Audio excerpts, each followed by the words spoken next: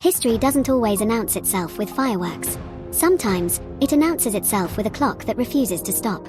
On a cold night in 2026, beneath the marble columns of the United States Capitol, tradition met something it had never faced before: endurance. For decades, the State of the Union followed an unspoken rule. Say what you must. Say it forcefully. And then, sit down. That rule did not survive this night. For 1 hour and 48 minutes, Donald Trump held the floor.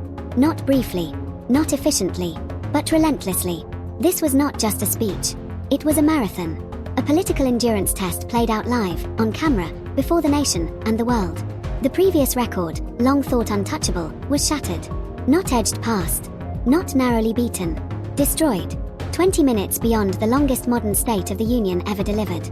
As the minutes stretched on, something unusual happened. The room changed. Applause became selective. Smiles faded. Silence grew heavier. Supporters stood again and again. Opponents remained seated, unmoving, unyielding. Time kept passing. The speech did not end. And in that length, that refusal to conclude, a message emerged that had nothing to do with policy. This speech was saying, "I will not be rushed.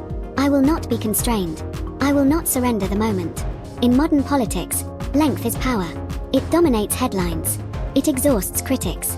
It forces every reaction, positive or negative, to begin the same way. It was the longest State of the Union in history. Yes, there were longer written messages centuries ago, but those were silent, unread aloud, unseen. This was different. This was live, televised, impossible to ignore. By modern standards, the only standards that matter today, the record is final. You can debate the tone. You can debate the politics. You can debate the message. But history doesn't debate. It records. And on that night in 2026, history wrote one thing clearly: the clock lost. Future presidents will watch the time more carefully. Speechwriters will cut pages nervously. And every long address from here on out will be measured against one night, when the State of the Union refused to end. The longest State of the Union in US history. Like, subscribe, comment,